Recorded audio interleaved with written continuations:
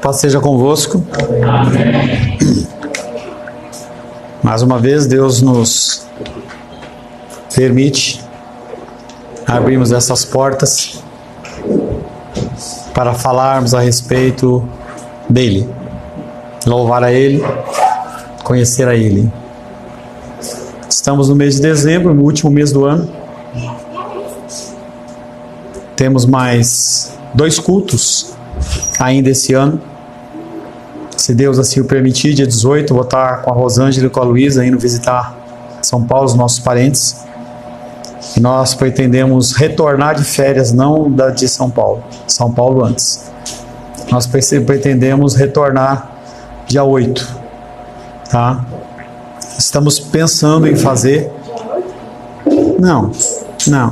Você ouviu o que eu falei? Nós vamos voltar de São Paulo antes, mas nós vamos continuar de férias. Eu pretendo tirar 20 dias de descanso e também de buscar a direção para o nosso ministério nesse tempo. Então nós teremos culto na semana que vem, teremos culto na outra semana. No dia 18 nós vamos estar indo para São Paulo. Natal, a época de Natal, nós comemoramos com os nossos familiares e nós estamos pretendendo fazer o culto da virada, ainda mesmo em férias, mas fazer uma reunião para que a gente possa estar tendo um tempo juntos. Alguns não têm família que comemora e tudo mais, e você tiver, nós vamos nos reunir para a gente ter um tempo agradável juntos. Nós vamos ainda combinar isso, tá? A ideia é essa, pelo menos é os planos que nós temos. Em nosso último encontro, estivemos meditando sobre o tema o dever dos maridos. Um lar sem uma mulher virtuosa, as Escrituras comparam a um desastre, um lar destruído. Mas um lar sem um homem virtuoso, ele não existe. Pode haver a condição funcional de 2 pessoas convivendo debaixo do mesmo teto, mas é apenas algo funcional. Elas podem dividir o mesmo espaço, mas a noção de lar, que é descrita nas Escrituras, sem a figura de um homem virtuoso, não existe. Interessante observar que em toda a Escritura Sagrada, sempre existem mais exortações para os homens do que para as mulheres. Nós observamos isso especialmente em Gênesis, com o advento da queda. A gente vê Deus exortando a mulher, mas quando vai exortar o homem, mesma coisa no livro de Efésios. Exorta a mulher em 2, no máximo 3 versículos, e com o homem muito mais versículos. E isso acontece, não é porque os homens são melhores ou são piores, mas é porque debaixo deles, sobre a vida deles, há uma responsabilidade sobre tudo que acontece debaixo do teto, seja bom, seja ruim. O versículo que meditamos na semana passada, que é o mesmo que nós pretendemos meditar nessa semana, é Efésios capítulo 5, versos 25 a 33. Vamos abrir? Efésios capítulo 5,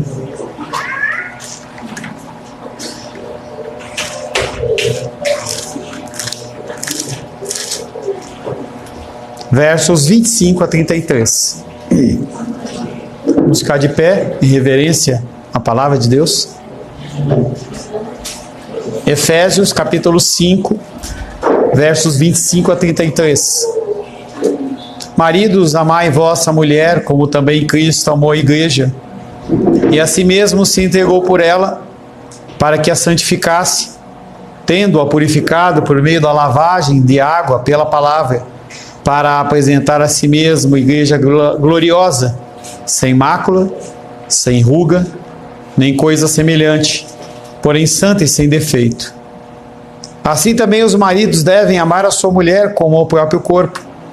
Quem ama a esposa, a si mesmo se ama, porque ninguém jamais odiou a própria carne, antes a alimenta e dela cuida. Como também Cristo faz com a igreja, porque somos membros do seu corpo.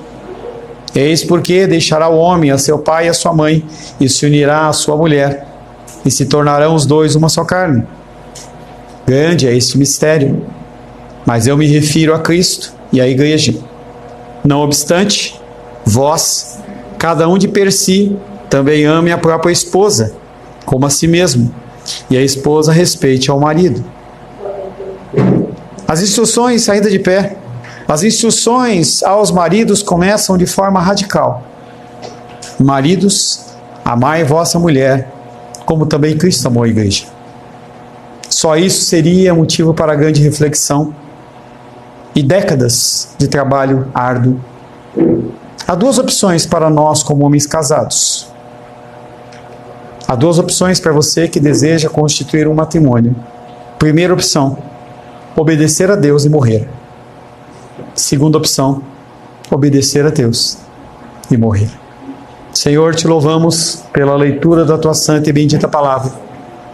Te louvamos, Pai querido, porque apesar de ser um trabalho impossível para nós homens, através do teu sangue, nós, Pai, somos capacitados. E as nossas obras, Pai querido, antes reputadas como trapo de imundícia, são aroma suave às tuas narinas, Pai. Que nós possamos, como homens, ouvir a tua palavra. E nós, Pai querido, como mulheres do Senhor, possamos ouvir a tua palavra e aplicarmos nas nossas vidas. Peço, Pai querido, a capacitação do Senhor sobre a minha vida, para que eu possa ser um instrumento da tua vontade. Oro em nome de Jesus. Amém. Podem se assentar em nome de Jesus.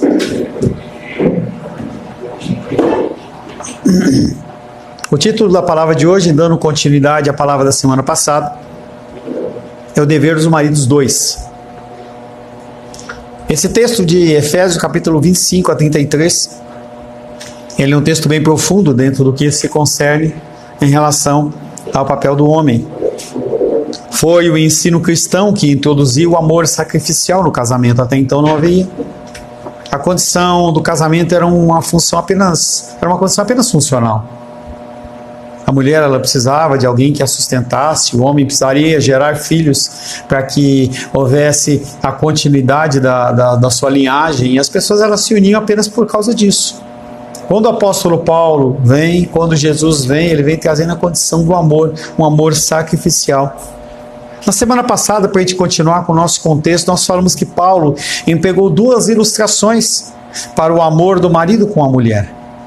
A primeira é que o marido deve amar a esposa assim como Cristo tem amado a igreja. Para isso, ele emprega os verbos amar, se entregar por ela, a santificar, a purificar, para que sim ele possa entregar ela de uma forma plena, perfeita e agradável ao Senhor. As palavras Cristo amou a igreja relembram o seu eterno amor pelo seu povo e por isso ter se entregue por ela. A palavra que ele ama, nos ama como igreja, mostra a razão. Em primeira instância, o Pai, claro, mas em segunda instância, o amor dele que ele tem por nós, um amor eterno. Não um amor que é condicional, como nós falamos hoje pela manhã. Não é um amor porque eu fiz, porque eu decidi, porque eu quis, ou porque eu sou bonzinho, ou porque não. Essa semana fomos extremamente abençoados em relação às cestas básicas. O Moisés, ele postou lá na internet, está com o carro aí lotado de cesta básica. São 20, né? 10 cestas básicas. Cestas básicas que vão alimentar pessoas, mas esse ato de bondade da pessoa que doou e do Moisés de trazer também não o habilita a ser um servo de Deus ou uma pessoa agradável aos olhos do Senhor, porque o sacrifício é dele, é por causa do amor dele que nós somos alcançados. Finalizamos a palavra da semana passada com 2 questionamentos. Por que Jesus ele teve que agir assim? Qual foi o propósito do seu sacrifício? O objetivo é que nós fôssemos santificados pela lavagem da água da palavra. A palavra que ela é exposta todos os domingos aqui nessa igreja. Palavra que você deve ler todos os dias na sua casa. A condição de você orar sem cessar também é espelhada do outro lado. A condição de quanto ama a tua palavra é a minha meditação todos os dias. Se você não ama a palavra de Deus, você não medita nela. E se você não medita, você não a ama. Essa lavagem da água, ela mostra o despertamento da nossa fé. É a declaração de Cristo dizendo para você que te ama, por causa do sacrifício dele, que é feita tanto em particular como em público. E finalizamos na semana passada a respeito do livro de Cantares. Abre mais uma vez, Cantares 2,16. Salmos, Provérbios, Eclesiastes, Cantares.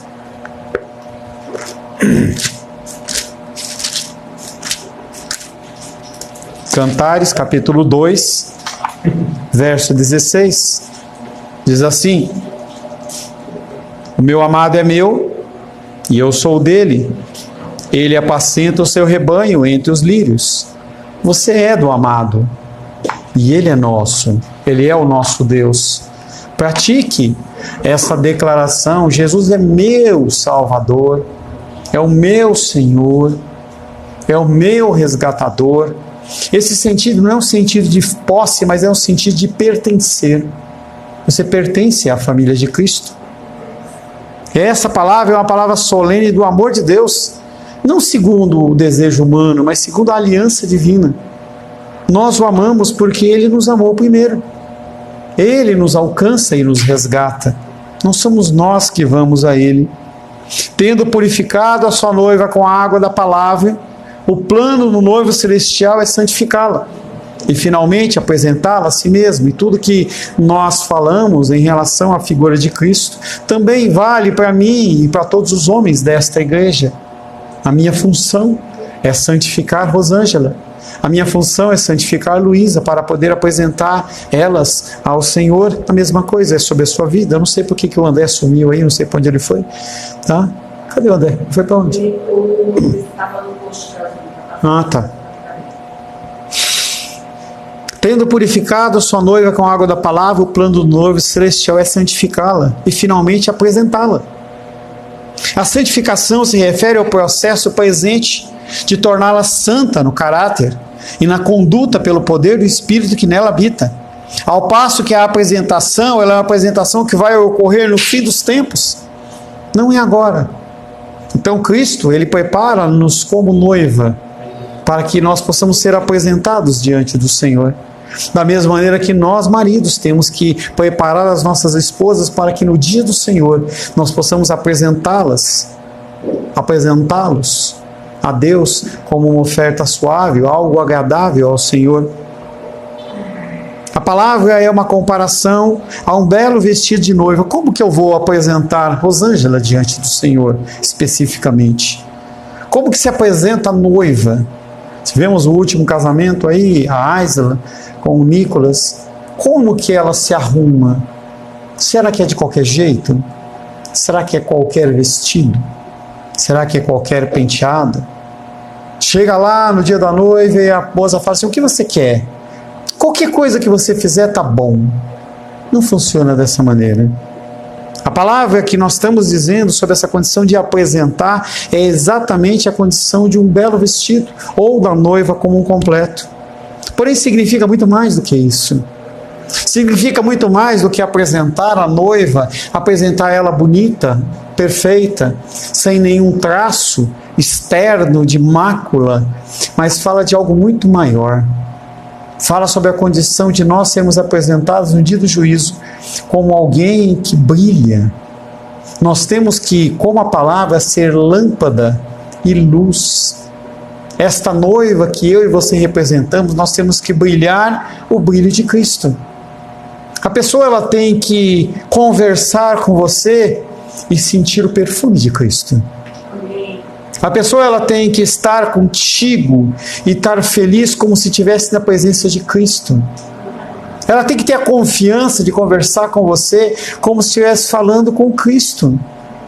É a presença nossa diante do mundo. É a presença da minha esposa sendo apresentada para o mundo e sendo apresentada para o Senhor. Essa glória significa radiar Deus, o brilho e a manifestação do seu ser, que de outra forma fica oculto. E aí, se uma noiva ela não se prepara, se ela não se arruma, se ela não escolhe a maquiagem correta, o casamento ele fica falho, fica um casamento fraco, não há aquela atenção, aquela chamada da música de entrada. É a condição nossa diante do Senhor e a condição das nossas esposas sendo apresentadas a Deus. Assim também a natureza verdadeira da igreja ela vai se tornar aparente quando eu tornar a minha casa uma casa que reverencia o Senhor. Quando você entender que a sua vida como homem, ela tem que ser uma vida de reverência ao Senhor. Quando o teu filho, a tua filha sair de casa, estiver andando, eles têm que ver Cristo e falar assim: foi feito um bom trabalho. Sabe se sentar, sabe se vestir, sabe se portar, sabe falar. São pessoas que são diferentes. Na terra, frequentemente, a noiva está em trapos. Ela é manchada, feia, desprezada, perseguida. Nós ainda temos muito a caminhar. Nós como noiva. Nossas esposas, temos muito ainda a trabalhar com elas, para que elas sejam realmente essa noiva. O mundo hoje está maculado pelo pecado. A noiva quer Cristo, que sou eu e você. Nós não estamos refletindo a Cristo. Não está sendo vendo Cristo na sua loja, no seu comércio, nas suas atividades profissionais. As pessoas elas estão vendo você talvez como mais uma pessoa que está negociando para dar e vender, entrega, recebe algo em troca. Mas o nosso cristianismo tem que ser algo muito acima disso. Um dia, porém, essa noiva, que é a igreja, ela será vista não pelo que ela parece, mas pelo que ela realmente é. Nada menos do que a noiva de Cristo, sem mácula, sem ruga, sem mancha, sem qualquer deformação. Santa, sem defeito, bela e gloriosa. É com esse fim construtivo que Cristo trabalhou no passado. E ele diz na palavra dele: eu continuo trabalhando porque meu Pai não parou de trabalhar. Deus, ele continua através de Cristo agindo na minha vida e na sua vida pela palavra. Nós como maridos, nós como homens, temos que fazer com que as nossas esposas sejam formatadas nesse padrão. Nós temos que ensinar os nossos filhos a agir também nessa mesma pegada. A minha filha, ela tem que olhar e falar assim: eu quero um marido como meu pai, não tão chato como eu, mas um como o meu pai. Eu tenho que buscar ser uma mulher como a minha mãe, não nos seus defeitos, mas nas suas qualidades. E aí o que acontece é que cada geração que for passando a partir de você, ela vai ser uma geração cada vez mais bendita, cada vez uma geração mais diferente. O que você não conseguiu alcançar, o teu filho alcança. O que o teu filho não conseguiu alcançar, o seu neto alcança.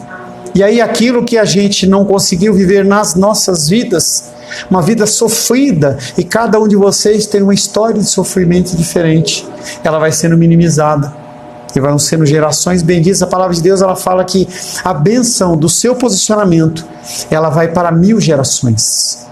Cada geração em torno de 70 anos, 70 mil anos de bênção através do seu posicionamento. Gerações e gerações de pessoas com um princípio. A minha função principal na igreja é exatamente trazer esse tipo de mudança na sua vida.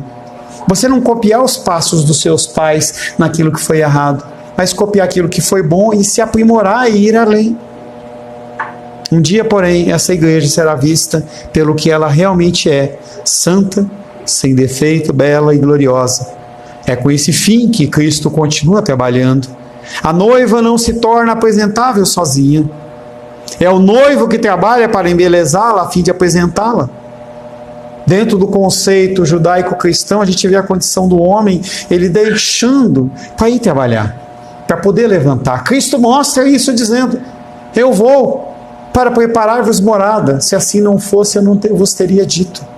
É a condição de um homem, ele poder suprir o seu lar, para que a esposa ela possa desenvolver o seu papel de mulher no lar. E não mais uma trabalhadora, não mais uma pessoa que tem que fazer com que a coisa rode, senão não funciona. Não é esse o papel da mulher no casamento. O amor de Cristo e seu alto sacrifício por ela, a purificação e santificação dela, tudo isso visa libertá-la, aperfeiçoá-la. Quando finalmente ele apresentar a si mesmo na plenitude da sua glória, nós cantamos: eu sou livre, eu sou livre, eu sou livre. E o que você tem feito com essa liberdade? Você tem usado a sua liberdade para quê? Para ficar brincando no lixo? Ou você tem usado a sua liberdade para realmente crescer em estatura e graça? Deus tem nos abençoado. Nós estamos no mês de dezembro. Não creio que alguém tenha passado fome algum dia aqui nessa igreja. Alguém tenha ficado sem vestimenta, sem transporte, alguém que tenha morado na rua. Lutas e dificuldades todos tivemos, mas nós somos abençoados. Mas será que o que nós vamos virar nesse fim de ano é só que você está com R$1.000 no bolso, você pagou as dívidas, comprou um caminhão, ou está numa loja nova, ou qualquer outra coisa? Será que é esse o propósito? E você trabalhar ano após ano é simplesmente para conseguir isso? Ou será que é quanto eu cresci diante do Senhor? O especialista em sua beleza, nesse caso, terá colocado o seu toque final na igreja. A maquiagem terá sido tão perfeita que não sobrará uma única ruga. Ela, noiva, parecerá jovem e na flor da juventude, com cor nas faces, pele perfeita, sem quaisquer manchas e rugas, e permanecerá assim para todo sempre. O grande noivo, Cristo, ele está trabalhando para que você seja apresentado a Deus Pai dessa maneira, perfeito. Mas o que nós, maridos, temos feito em relação aos nossos lares, em relação às nossas esposas? É isso que é a pergunta. Será que eu vou apresentar a Rosângela como alguém mais jovem?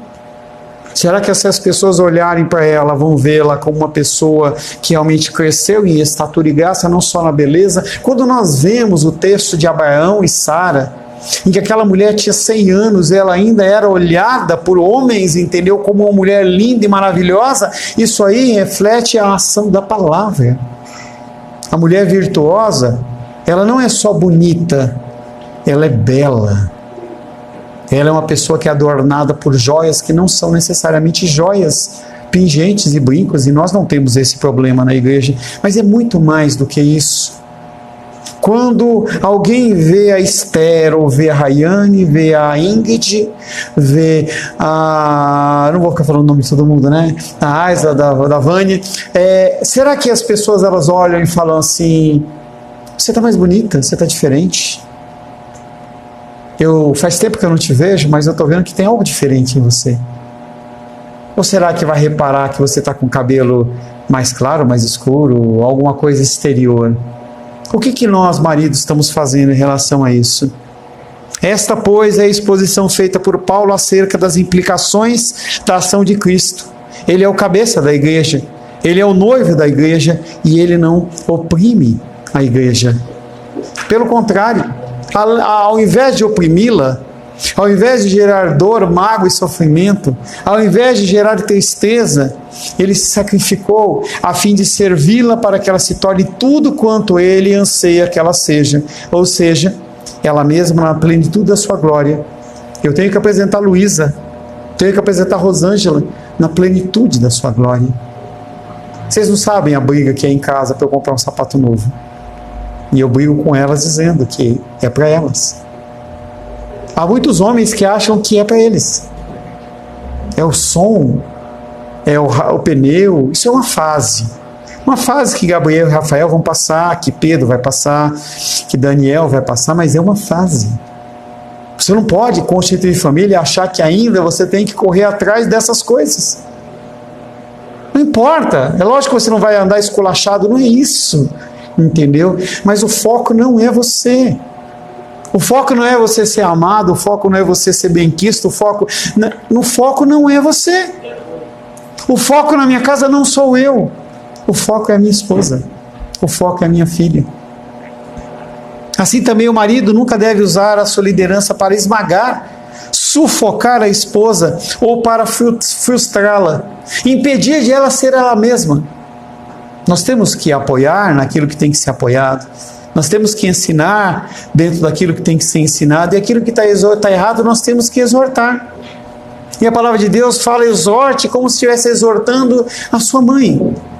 Como se estivesse exortando a sua irmã. Com muito amor. O amor de Deus por ela, pela noiva, o levará pelo caminho extremamente oposto. Ele leva o homem que é de Deus a agir de uma maneira diferente do que o mundo acha. Se a gente, homem, entender esse tipo de coisa, não vai ter mais problema em casa. Não porque você é um banana, não porque você é um Acabe e porque a tua mulher se torna uma Jezabel e ela passa a mandar em casa, não, porque você vai ser um homem como Cristo. E essa é a proposta. Seu amor por ela, o meu amor pela Rosângela, o seu amor pela sua esposa, ele vai levar você num caminho exatamente oposto. Você vai se dar por ela a fim de que ela se desenvolva. Que ela desenvolva seu pleno potencial debaixo de Deus e assim ela possa ser cada vez mais ela mesma. Não as coisas que foram impostas para ela no caminhar. Mulheres que tiveram que trabalhar para sustentar a casa porque os maridos abandonaram. Exemplos de pais que abandonaram os lares e pessoas que ficaram abandonadas. Homens e mulheres que foram abandonados. Nós temos que mudar esse ensinamento. Nós temos que mudar essa forma de agir, esse comportamento. Nesse ano de 2024, você tem que procurar ser mais semelhante a Cristo. Depois de subir com Paulo com essas alturas do amor romântico, um amor de entrega, o apóstolo Paulo, ele, na minha opinião, ele apela. Ele fala, você não consegue seguir esse amor? Siga o amor que você tem por você mesmo. Da mesma maneira que você se ama, ame a sua esposa. Você não consegue seguir esse amor HP? Siga o amor como um amor egoísta. Da mesma maneira que você se trata, trate a sua esposa. Na sua instrução aos maridos, no sentido de amarem as suas esposas, ele os exorta a seguir um padrão diferente. Um padrão que não é inalcançável, mas um padrão que pode ser buscado, o amor próprio. Não dê à sua esposa nada do que você gostaria de receber. Ou melhor, dê à sua esposa apenas aquilo que você gostaria de receber. Você quer amor? Dê amor. Você quer respeito? Dê respeito. Você quer cuidado? Dê cuidado. Mas não espere receber nada em troca. É o amor de doação. É o amor de Cristo. É algo que tem que ser trabalhado nos nossos corações. O ser humano cada vez mais... Eu estava vendo uma postagem lá na internet, e cada vez mais é o gênero Y, X, aquele negócio, coloca lá o gênero que você é, e aí o cara, o repórter disse que ele cansou, e ele chegou no hotel e falou assim, de gênero, ser humano, acabou. Trate as pessoas como você gostaria de ser tratado. Quando você entender isso, não vai ter mais problema de chegar atrasado na igreja, você não vai acordar tarde, você não vai dar desculpas. Porque você vai entender que todo o corpo de Cristo, ele está aqui para cultuar o Senhor e você faz parte desse corpo. Você faz parte desse grupo. Os maridos não acharão fácil aplicar esse padrão para as realidades da vida da família. Todos nós, porém, sabemos da experiência da vida, de todos os dias, como nós amamos a nós mesmos. Daí a utilidade da prática da regra áurea que Jesus ensinou. Ame as pessoas como a si mesmo. Isso você sabe fazer. Talvez você não saiba amar com o amor de Cristo. Mas você sabe se amar. Você sabe a roupa que te cai bem, a comida que você gosta, que coloca no prato. Você sabe se você gosta que o feijão fique em cima do arroz ou fique embaixo. Se você gosta da carne mais grelhada ou menos grelhada. E são exemplos comuns para você entender que você tem que aplicar essa mesma forma com a mulher que está ao seu lado. Você tem que conhecê-la. Não é só conhecê-la dentro do âmbito do sexo, mas tem que conhecê-la dentro das coisas que agrada a ela, porque você gostaria também de ser agradado. Temos um aspecto intimamente apropriado, visto que ele e a sua esposa se tornaram uma só carne. Deus, porém, pretende que as relações sexuais não somente sejam uma união de corpos, mas também uma união de personalidades, quando Paulo uniu Paulo e Rosângela. E nós nos tornamos uma só carne. Não quer dizer que só a minha personalidade prevalece. Rosângela é um ser humano. Cada um de nós tem uma personalidade. E nós temos que continuar externando esta personalidade, afinada com Cristo, afinada com a vontade dele, para que nós possamos cumprir o nosso papel diante do Senhor. É um papel específico. O papel que Paulo cumpre e Ingrid não cumpre. O papel que Ingrid cumpre e Vânia não faz. O papel que Vânia faz, Daniel não faz. Cada um de nós temos um papel. É quando o marido e a esposa ficam assim profundamente unidos entre si, que verdadeiramente quem ama sua esposa a si mesmo se ama. E isso leva o apóstolo a voltar o seu pensamento novamente para Cristo e assim chegar no âmago, no clímax do seu argumento. Porque empregou duas comparações para o amor que o marido tem pela esposa, a saber, o amoroso sacrifício que Cristo fez por sua esposa, a igreja, e o cuidadoso amoroso que o esposo tem para o seu próprio corpo. O padrão sempre foi Cristo e vai continuar sendo Cristo. Você está com dúvidas de como você deve agir? Olhe para Cristo. Homem, você quer ser um homem segundo a palavra de Deus? Olhe para Cristo. Trate as mulheres como Cristo. Se nós aprendêssemos isso, não haveria necessidade de tantas leis de racismo e de outras coisas. Apenas o respeito. Eu tenho que respeitar a Rosângela pelo que ela é. Eu tenho que respeitar a Luísa como ela é. Esses tempos, a Luísa, ela entendeu que ela tinha que abolir a carne no meio dela. E eu tenho que respeitar essa decisão dela. Dentro da possibilidade que nós podemos ter de alimentos, é um trabalho a mais para a Rosângela, mas nós respeitamos isso. Tá certo que ontem ela comeu uma coxinha de frango. Mas tudo bem. Você entende que cada um tem uma personalidade? Cada um tem uma forma de agir? O casamento ele funciona muito bem se nós aprendermos a respeitar as nossas diferenças. E nós vamos continuar sendo um lar bendito, da mesma maneira que o lar bendito de vocês, de cada um de nós. Porque nós temos que aprender a respeitar. Se nós quisermos impor a nossa personalidade ao outro, a pessoa ela fica fragmentada. O lar ele fica quebrado, porque aquilo que era para ser complementar, ele deixa de ser e coloca ser como excluído. Agora nós vemos a condição dessas duas ilustrações, de Cristo sacrificando-se pela noiva e o marido sacrificando-se pela esposa como o seu próprio corpo, tudo junto. A noiva de Cristo e o corpo de Cristo são os mesmos, porque nós somos membros do mesmo corpo. Ele nos incorporou nele, nós somos ligados à figueira verdadeira. Nós não podemos fazer nada à parte dele, por isso que nós somos ligados à figueira. Esse fato leva Paulo a citar Gênesis 2,4, ele diz: por isso, deixa o homem a sua casa e se une à sua mulher, e os dois são uma só carne. Paulo está falando das profundidades misteriosas e sagradas, tanto da relação sexual como também da união do homem e da mulher como duas personalidades diferentes. E depois ele continua imediatamente trazendo o simbolismo, novamente falando em relação à igreja. Ele fala: mas eu me refiro a Cristo e à igreja, porque ele é o padrão. Não é o padrão do mundo, não é o padrão do que a sociedade diz, mas é o padrão de Cristo. Paulo assim procede porque isso é um mistério. Esse mistério é uma verdade revelada. É um profundo mistério a saber que essa união com Cristo, ela é semelhante à união nossa com a nossa esposa. A união da noiva que está esperando tocar a trombeta para unir, é a mesma união que tem que ter entre eu e a minha esposa. É toda uma preparação. Quando isso é aplicado a Cristo e a sua igreja, aquela que é uma só carne, é idêntica com o novo homem, nós vemos um grande quadro sendo montado. Um corpo, apenas um corpo. Um edifício, apenas um edifício. Uma noiva, apenas uma noiva.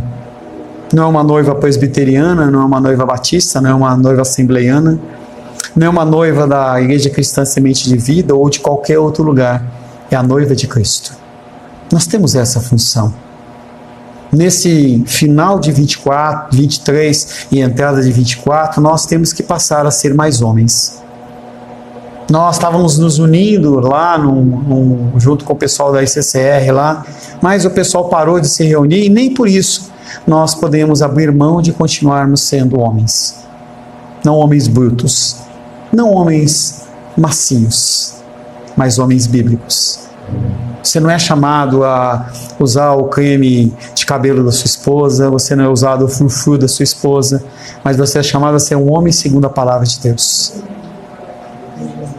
No verso 33 nós vemos um resumo. Abra aí, Efésios capítulo 5, verso 33.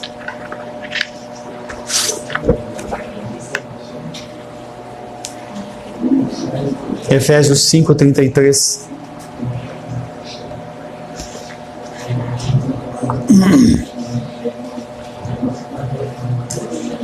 Não obstante, vós, cada um de per si, ou seja, cada um por conta própria, também ame a própria esposa como a si mesmo, e a esposa respeite o marido. O apóstolo Paulo, ele fecha no verso 33 tudo que ele falou, do verso 1 até agora. O verso 33 é um resumo do ensino mais completo que Paulo estava dando aos maridos e às esposas. Vós, cada um de per si, também ame a sua própria esposa como a si mesmo, pois ele e ela se tornaram um só. E a esposa respeite o seu marido. O apóstolo Paulo começou esse bloco todo falando sobre amor e submissão. Agora ele fala sobre amor e respeito. Nós temos que amar as nossas esposas e as nossas esposas têm que nos respeitar. Mas isso vai muito além do que uma relação funcional. Muito além do que obrigações de comida, bebida, de roupa limpa, casa arrumada, sexo. Vai muito além disso. É a condição de nós como família estarmos brilhando o brilho do Senhor. O apóstolo começa esse bloco com amor e submissão, termina com amor e respeito. O amor que ele tem em mente para o marido desenvolver é um amor de sacrifício e serve ao propósito de capacitar a esposa a tornar-se o que Deus pretende que ela seja. Será que você algum dia, Nicolas, parou e perguntou: Deus, o que você quer que eu faça para que a Aisla seja mais conforme a tua vontade? Será que não está faltando esse tipo de oração para nós? Porque nós, quando vamos desenvolver uma atividade, a primeira coisa que nós fazemos é toda uma prospecção dessa atividade. E por que a gente acha que a gente pode entrar nesse barco chamado casamento, achando que a gente pode rimar para onde a gente quer? Que você possa tirar um tempo para buscar de Deus, como eu vou buscar a direção para a nossa igreja. Você tem um tempo em que você pode sair para uma praça, sem celular, pelo amor de Deus. Sem celular, André, pelo amor de Deus. Tá? Deixa o celular com a Vânia resolve o problema do caminhão e você vai para a praça. E pergunta: Deus, o que eu preciso fazer em 2024 para apresentar a minha esposa como uma noiva do Senhor? E o desejo dela, que ele também fique sendo aquilo que Deus pretende que ela seja na sua liderança. Não só o que Deus quer, mas apenas o que Deus quer. Não o que eu quero, mas apenas o que Deus quer. O papel da mulher e do casamento, no casamento já foi falado. O papel do homem no casamento já foi falado. Cabe a você colocar em prática ou não. Josué, no fim do seu livro, ele explana a lei do Senhor de Deuteronômio e o povo fala assim: eu vou seguir. E Josué olha para aquele povo e fala assim: vocês eu não sei, mas eu e a minha casa serviremos ao Senhor. Cada marido aqui, cada homem tem uma motivação: ser um homem melhor.